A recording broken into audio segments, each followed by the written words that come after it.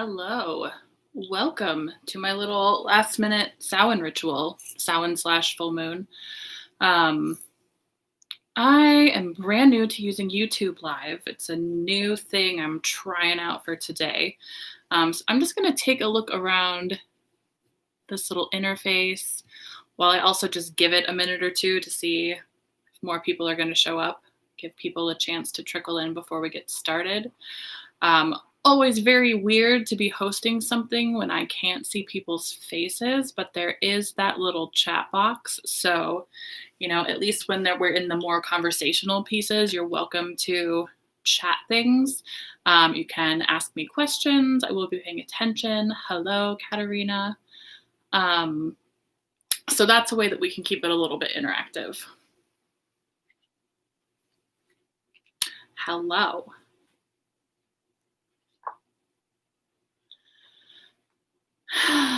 It was really fun putting this little altar together.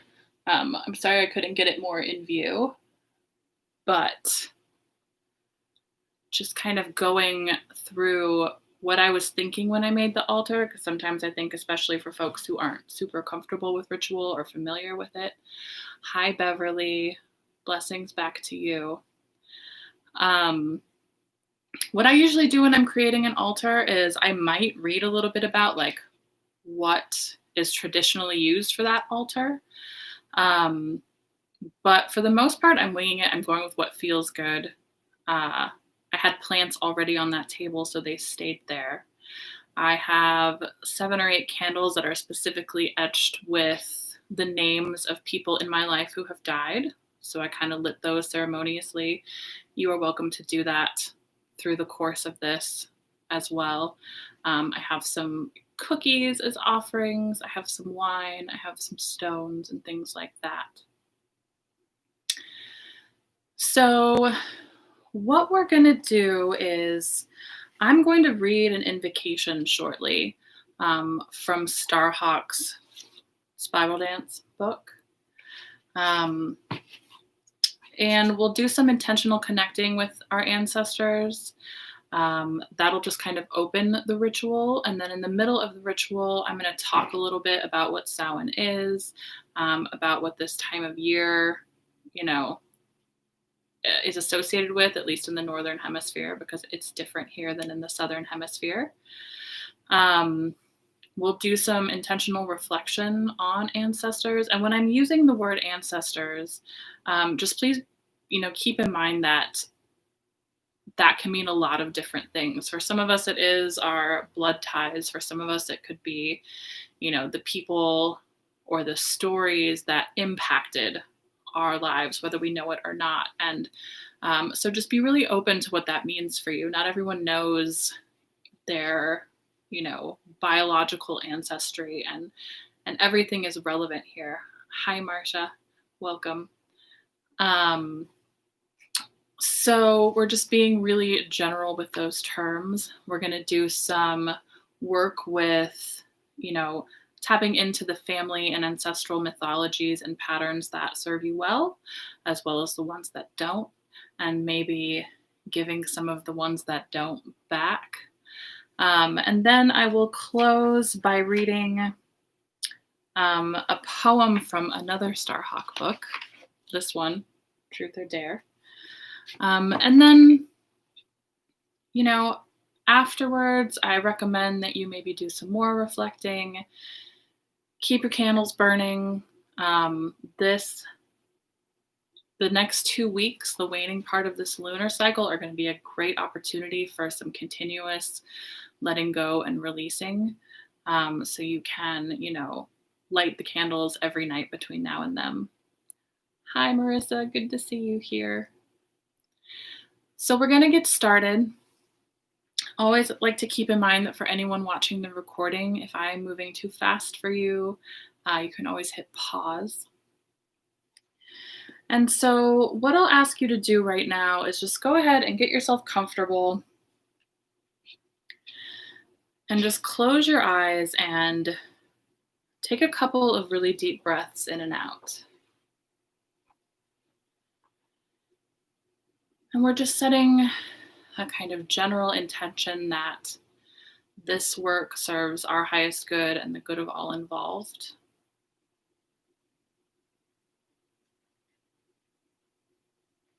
And if any time you kind of space out or lose track, you can just come back to the sound of my voice.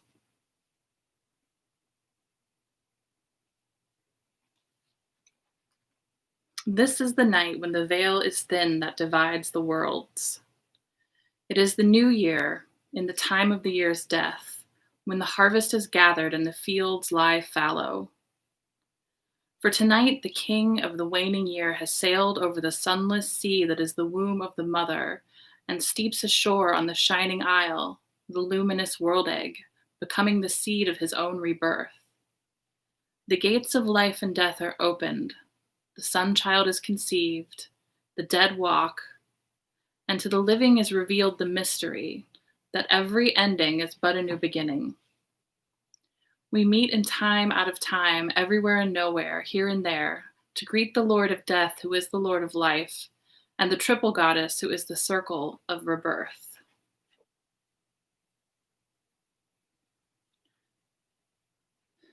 So as you continue to just take some deep breaths, we're just going to do some basic grounding. And so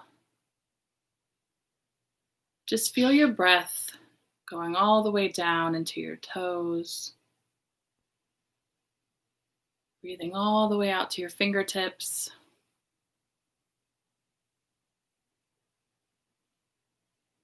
And then just bring your attention to the base of your spine.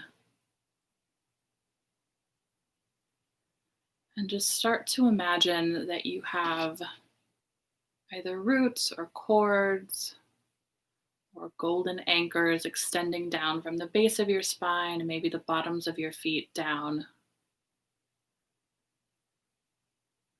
And just imagining or sensing those roots going deeper into the earth.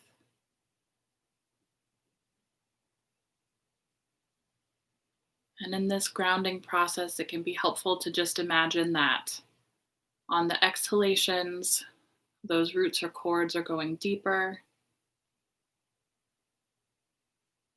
And on the inhalations, you're just welcoming in the grounding and centering energy of the earth.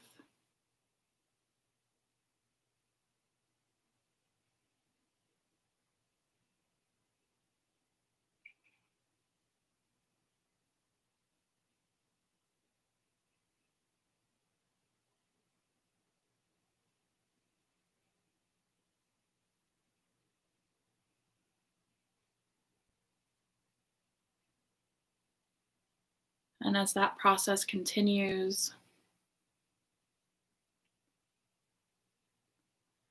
just bring your attention to the top of your head or your crown chakra.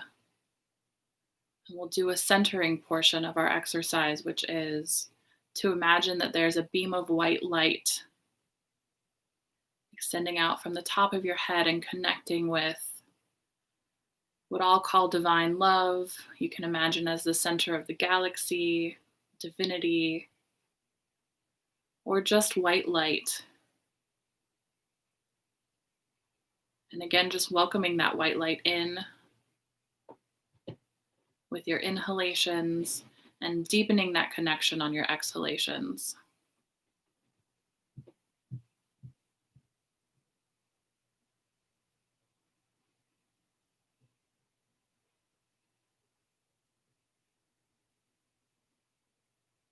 And just being aware as that white light energy and the red energy of the earth are kind of mingling within you. Maybe swirling together in your heart.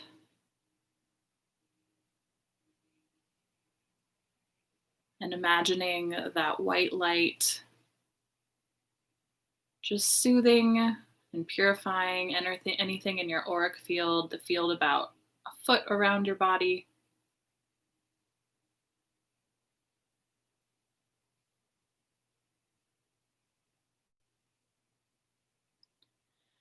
And then we'll just go ahead and create a circle for our ritual. And so we're going to do that by just imagining that we exist in each of our respective places in a bubble of golden light. And if you want to imagine that taking up the whole room you're in or just the area around you, whatever works best for you.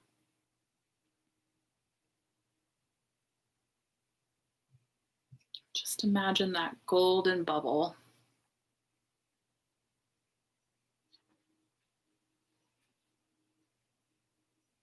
And we call on magic and our spirit guides for support. We call on our allies from each of the directions, east, south, west, and north, the above and the below, to help us in this work.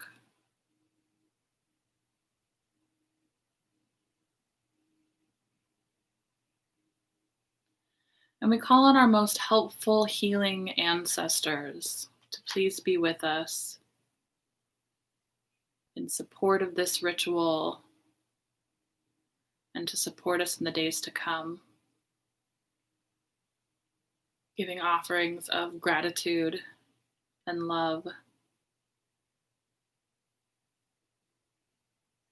in remembrance of our connection with the beings of the three times, past, present, and future.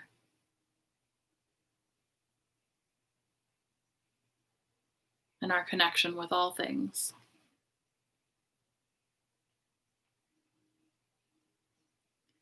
It is the great cold of the night. It is the dark. The woman lives, she passes, she dies. It is the great cold of the night. It is the dark. Fear lives, it passes, it dies.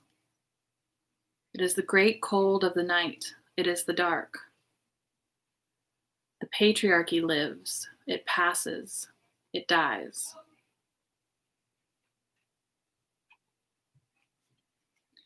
All right.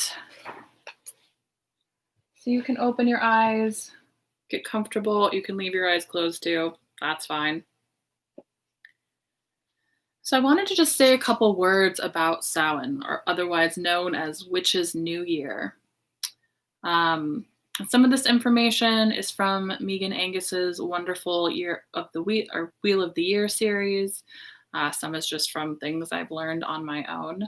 But I think, it's important to kind of touch on the key themes of this time of year, or Samhain, which are death and regeneration and transition and rebirth. Ancestors and shadow work.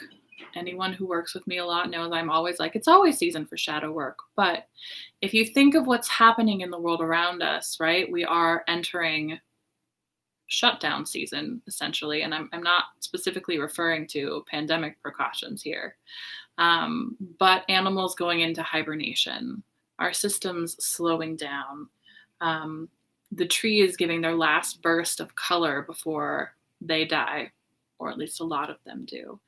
I know like my house plants don't need as much water or fertilizing because they're going dormant as well. And this is also a season of paradox, because you'll see, in the celebrations around the world, some of them are, honoring the dead in more somber and quiet ways. And some of us feel the pull to go inside, and some of us feel more introspective at this time of year. But there's also the livelier, more boisterous celebrations, right? And so again, there's this constant reminder that life and death are intertwined with this holiday. So I think it's important to kind of honor whichever of those is arising in you. I guess it's a little more difficult to do the boisterous, loud celebration with other people thing right now. But it is this, celebrating life and vitality in the face of death. And I think that there's a heart resonance there too, as we are experiencing the final contractions of what will come, after the kind of collapse of our capitalist system, and as the shadows of our, our cultures are being revealed, and the total lack of sustainability in a lot of the ways that we do business. That recognition that death isn't the final end is really, really important here. And so we're giving, recognition to the eternal and the everlasting, and again, our connection with the world around us just through our breath. Right? Breath is something that connects all living beings. And so, with the full moon that we had this morning, it was exact this morning around 7:45. It was a full moon on the axis of life and death, the Taurus Scorpio axis. So, anytime we have a full moon, the moon and the sun are in opposition to each other. So, we had the moon in Taurus and the sun in Scorpio. And there is that kind of sense of extremity and paradox to it. And this full moon is also taking place conjunct Uranus, which is the planet of liberation and sudden shocks and upsets, and shrugging off what is no longer serving us so that we can be more of who we're meant to be. And anytime I see an archetypal combination of Taurus Aquarius and Cancer, or the moon and Aquarius, which we're getting with the moon conjunct Uranus, what I think of is shrugging off ancestral patterns, or the arising of ancestral trauma or intergenerational trauma, and the potential for healing it through conscious effort rather than through sudden and unexpected shock. And so that's kind of why that's one of the reasons I decided to do this, but also because we are on the precipice. I mean, we've been on the precipice for a while, but with the election in the United States coming, I think it's a good time to kind of tap into the strength of our lineage, the strength of our ancestral past and future, to kind of give us extra support during this time. And since Samhain teaches us that our ancestors love being remembered, what better way to ritualize that?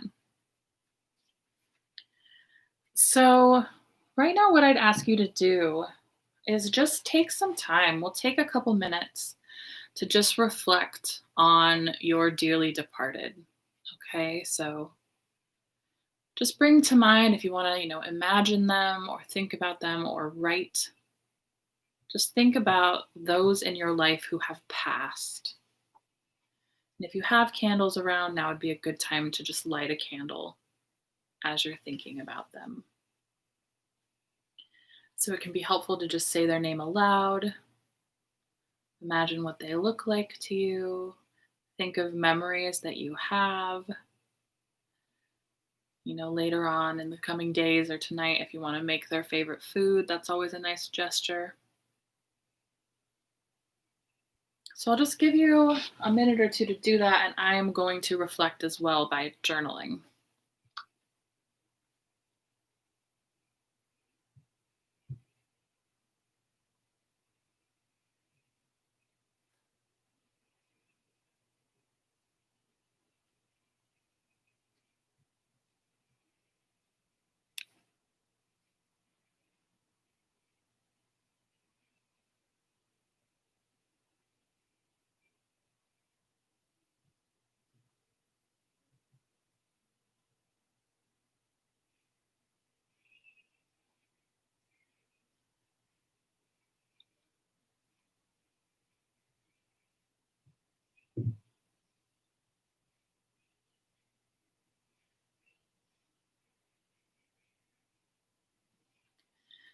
And as you're in this reflection process, just think about what stories, mythologies, patterns from your upbringing, from your family, from your ancestry, were helpful.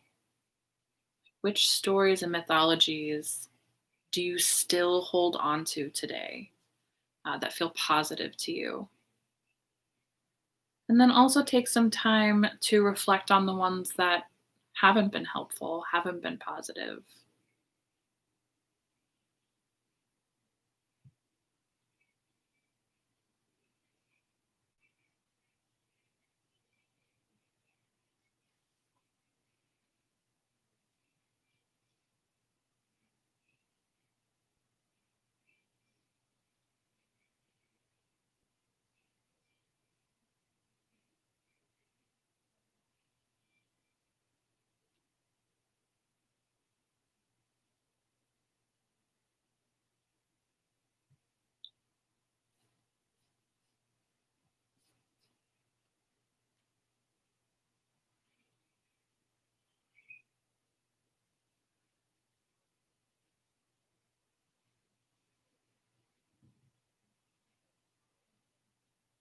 And if you're feeling emotions come up, just being gentle with yourself.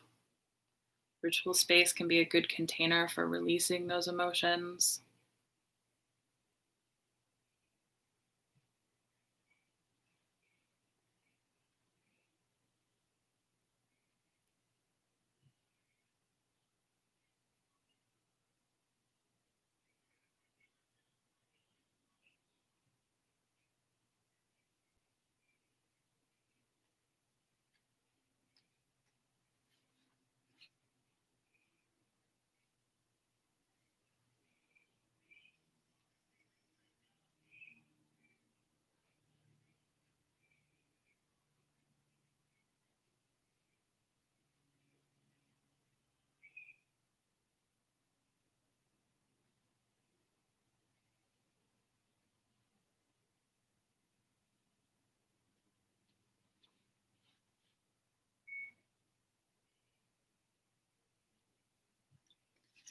And so, kind of wrapping that process up, knowing that you can come back to it later this evening or tomorrow. October 31st is kind of like the evening of October 31st is the beginning of Samhain, and then it goes through the next day.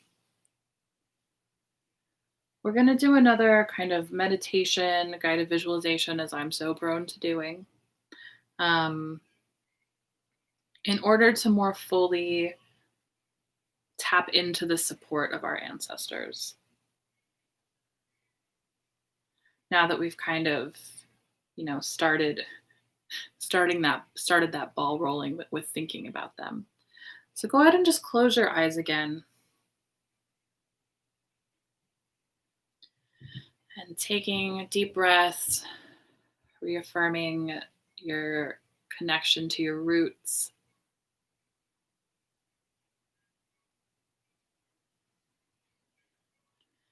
We'll again just call on or call in your most helpful, supportive, and healing ancestors, past and future, however they want to appear to you. Just see if you can see or sense them, or just have faith that they're there.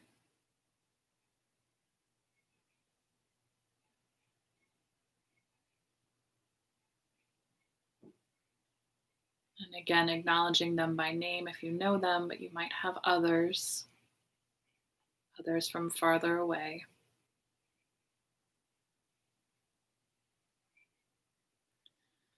And just be aware of the wisdom that they carry, and therefore the wisdom that you carry.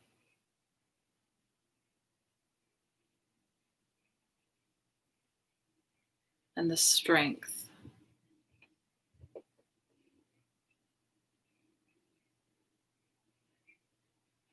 strength of your particular lineage, but also the strength that comes through that knowledge of our connection.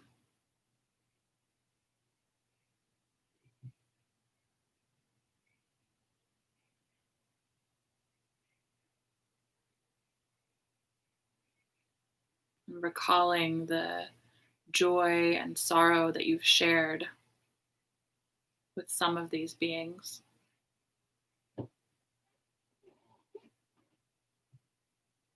Remembering that it's only through experiencing grief that we experience joy. Only through acknowledging death that we're able to fully live.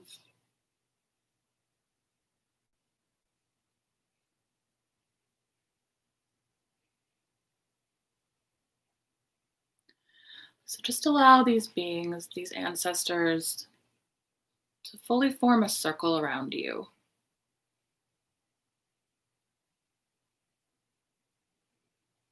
Again, just reaffirming the intention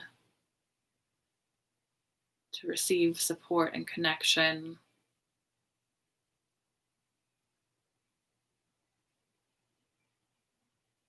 Just call to mind or heart those positive patterns that you identified. the mythologies of your family and your lineage, or even your society that have been helpful to you.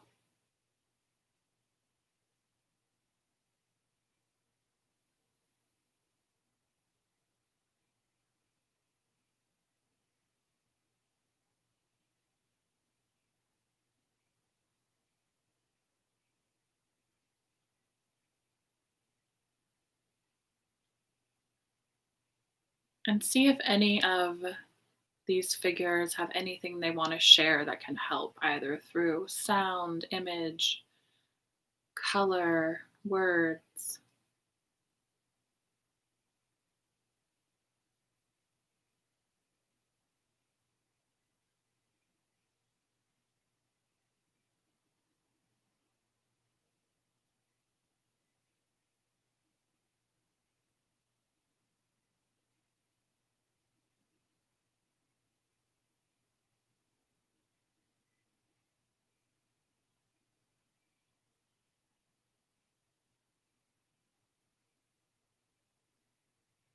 And now, letting that process complete, call to mind and heart those patterns or mythologies or teachings that were not so great, that might have been harmful to you, that maybe you are still clinging to now, or maybe you've grown out of them.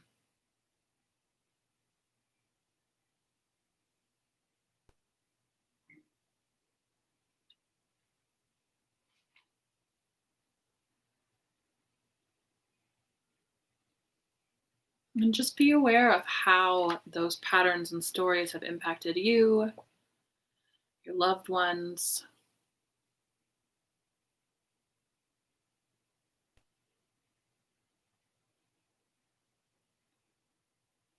And let's just extend gentle love and healing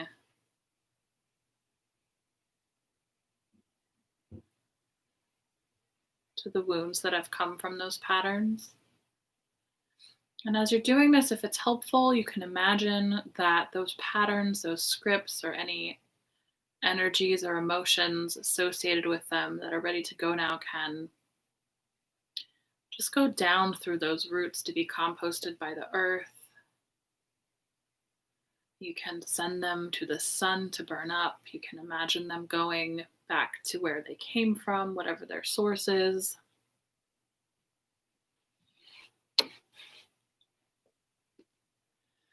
Or it could be helpful to imagine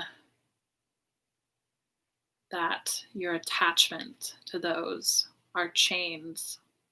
You can just see the chains kind of clinking open and falling away.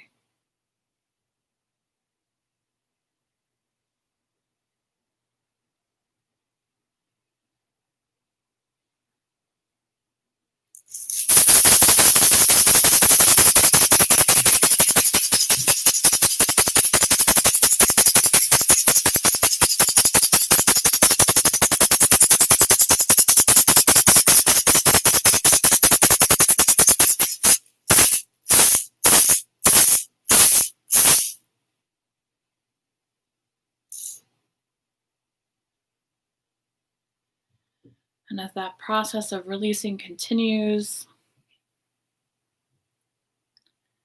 just be sure to breathe fully into yourself, giving yourself full permission to inhabit all of your space, your whole body, field around you. Drawing on the strength from your lineage, remembering the strength at your core.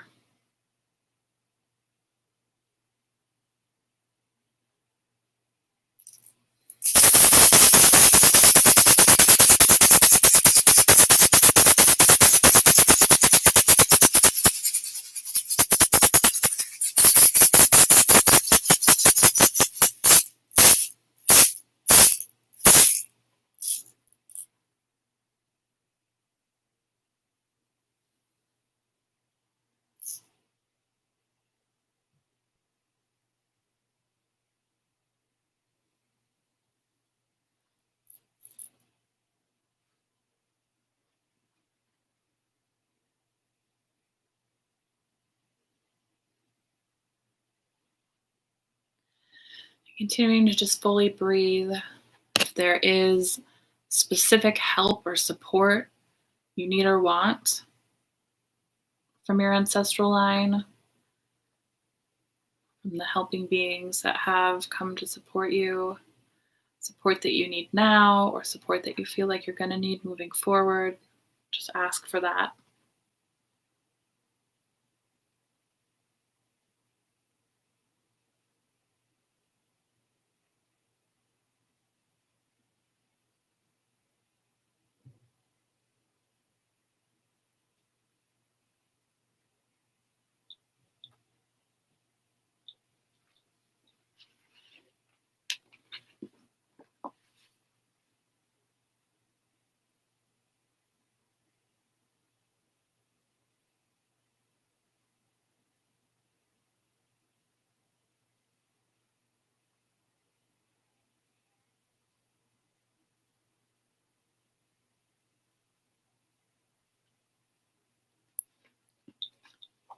And so go ahead and just let yourself give gratitude for that experience. We'll come back and do one more ancestral thing in just a moment.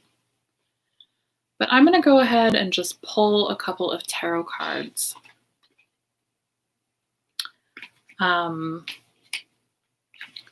Like I think I've said, maybe, Samhain is a good time for divination. And so what I'm going to ask the cards is what we need to know that can be helpful for us moving forwards.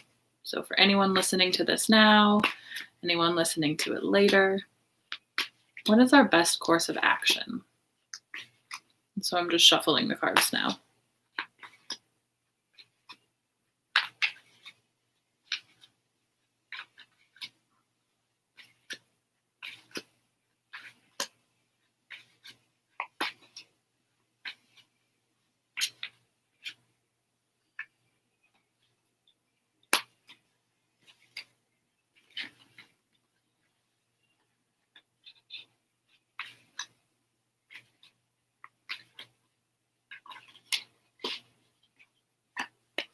Okay. So I'm just going to hold them up. I drew 3 cards. I'm just going to hold them up one by one. So first I drew Earth Brother.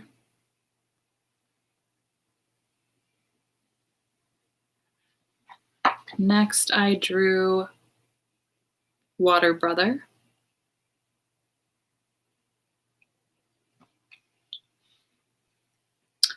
And then I drew Fire Father. So we got a lot of masculine going on right now.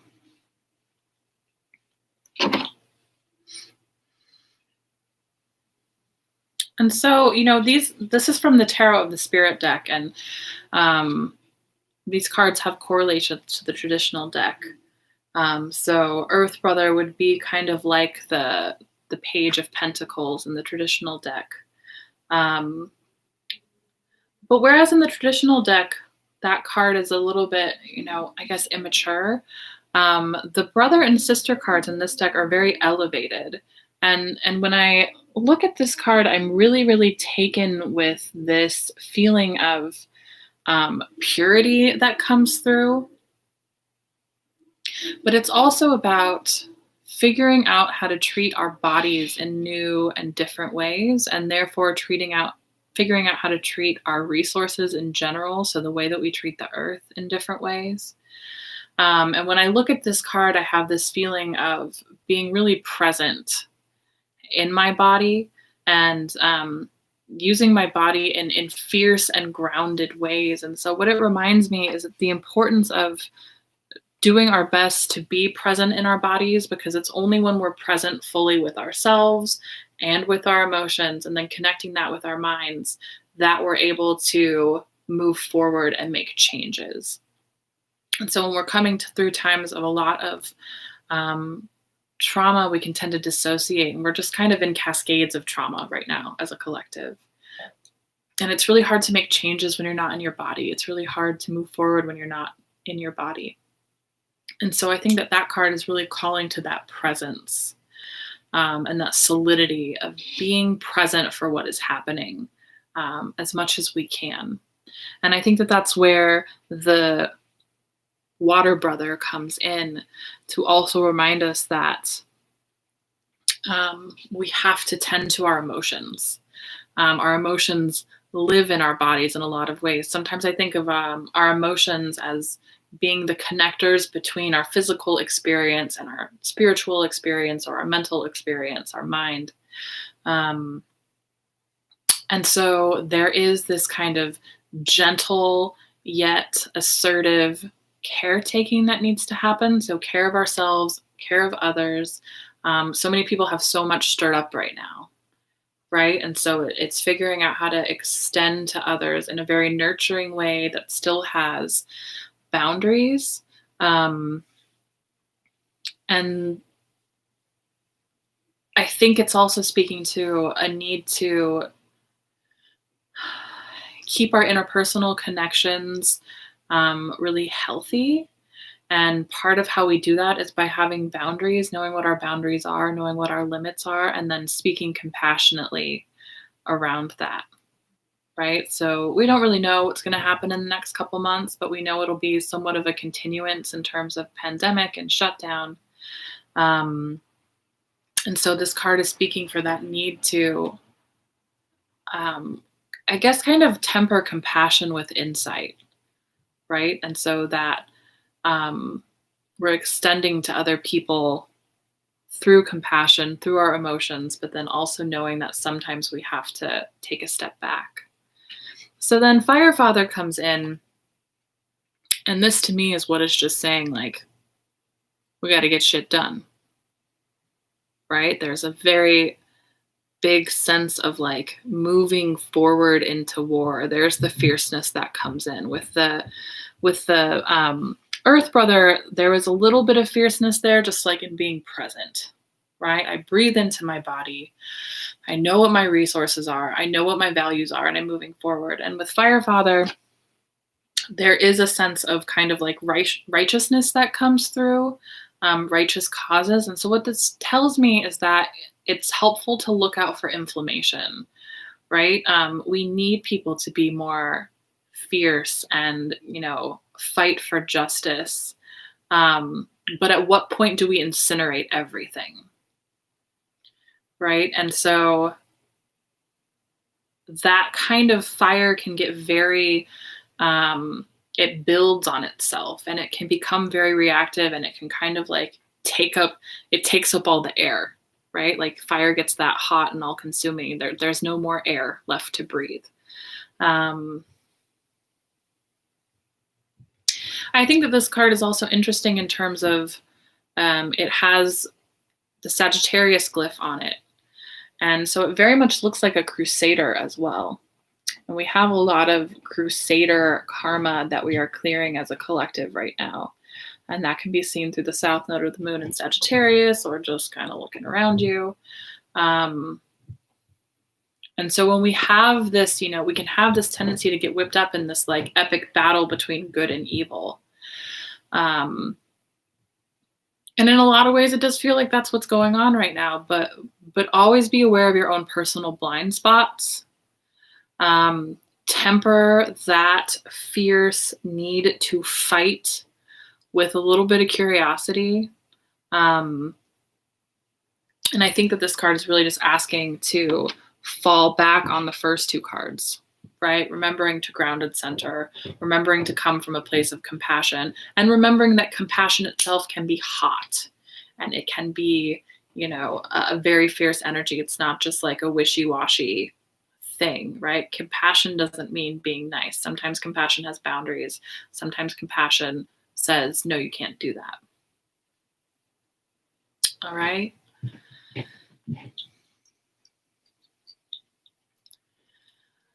So in closing, I'm going to ask you to just kind of return to that closed-eyed space again. We'll give that little tarot divination a couple beats to settle.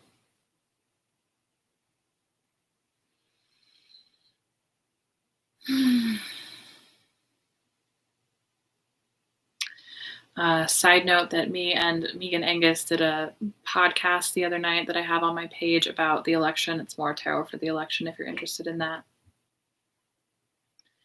But I'm going to go ahead and read you this excerpt from another Starhawk book. And as I'm reading, you can just let your imagination go. You can imagine it. You can sense it. You can just listen. It's totally up to you. And then we'll close. And so the time comes when all the people of the earth can bring their gifts to the fire and look into each other's faces, unafraid. Breathe deep. Feel the sacred well that is your own breath, and look at that circle.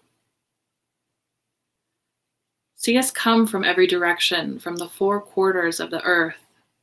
See the lines that stretch to the horizon, the procession, the gifts born. See us feed the fire. Feel the earth's life renewed. And the circle is complete again, and the medicine wheel is formed anew, and the knowledge within each one of us made whole. Feel the great turning. Feel the change. The new life runs through your blood like fire, and all of nature rises with it, greening, burgeoning, bursting into flower. At that mighty rising, do the vines rise up, do the grains rise up, and the desert turns green, and the wasteland blooms like a garden. Hear the earth sing of her own loveliness, her hillock lands, her valleys, her furrows well watered, her untamed wild places. She arises in you as you in her. Your voice becomes her voice. Sing. Your dance is her dance of the circling stars, and the ever-renewing flame as your labor has become her labor. Out of the bone, ash. Out of the ash, pain. Out of the pain, the swelling. Out of the swelling, the opening. Out of the opening, the labor. Out of the labor, the birth. Out of the birth, the turning wheel, the turning tide. This is the story we like to tell ourselves in the night when the labor is too hard and goes on too long, when the fire seems nothing but dying embers winking out. We say we remember a time when we were free. We say that we are free still and always, and the pain we feel is that of labor, and the cries we hear are those of birth. So imagine yourself at the fire now, where the old ones sit. They're ancient, their faces lined with spider webs of wrinkle, their faces brown, bronze, cream, black, their eyes wells of memory. And they say, "Listen, child, for this is your night of passage, and it is time to learn your history. Tonight you will run free out into the wild, fearing only the spirit of your own power, and no one in this world would harm you or lay a hand on you. But there was a time when children were not safe, and the dark held rape and death and terror. We remember that time. You are growing. Already you know joy in your own body, and soon you will know joy in another, and whoever you choose to love will all be glad for your happiness. But there was a time when people were not free to love, and suffered pain and shame and loneliness. We remember that time. Go to the stream, kneel down, drink the sweet water, as you can anywhere water runs in this world, for it runs clean, and breathe the clean air, and know there was a time when the waters and the very air itself were poisoned, and the people died. We remember that time. Think of the loved ones in your life. Imagine their faces, each one different, each one special. And we so love the hue of our different skins and the carved planes of our faces and our beautiful hair like moss, like water. But there was a time when people feared each other and hated what they saw in different eyes. We remember that time. And look up into the sky, see the stars, see the moon. Know that there is nothing in the sky that will threaten or harm you. But there was a time when we were all targets, and we didn't know from one day to the next when the bombs might come, whether we would have a world to leave you. We remember that time. And the ancestors are silent. They wait. You look into their eyes and you breathe deep, and it's as if you knew the world they speak about. You feel its fear seep into your blood. And you feel also something else, a memory of strength, of courage. Look at the old ones. See the power in those old eyes and frail cupped hands. And breathe it in. Know it is your own power too. You are of them, and they live in you as you in them, and you marvel at them. How did they survive? How did they stand it? They wait, and you realize that they're waiting for you, and you wonder what it is they want you to do, and you think maybe they want you to ask them something. So you say, "Tell me, old ones, how did you do it? How did you change it?" And they smile. Listen and hear what they say to you. We struggled. We held out our hands and touched each other. We remembered to laugh. We went to endless meetings. We said no. We put our bodies on the line. We said yes.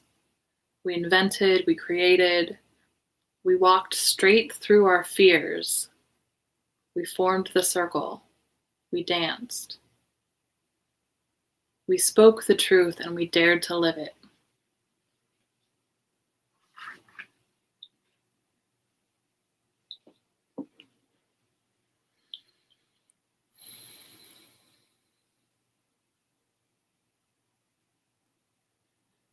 And so now, in closing, and with gratitude to our ancestors, past and future, gratitude for all of you,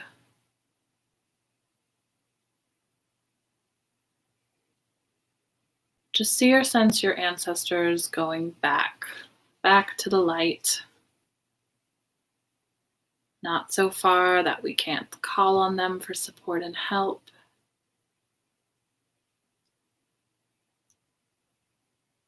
Remembering them.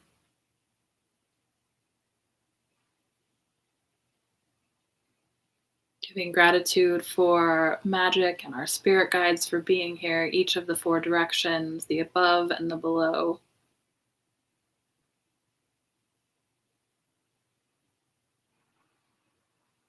And remembering that on this eve, you can continue this process of reflection. You can enter celebration. You can do whatever you need to do to feed your body and soul. So it is, so it will be. Thank you very much, friends. Please feel free to email me if you have any questions. But for now, signing off. Take good care.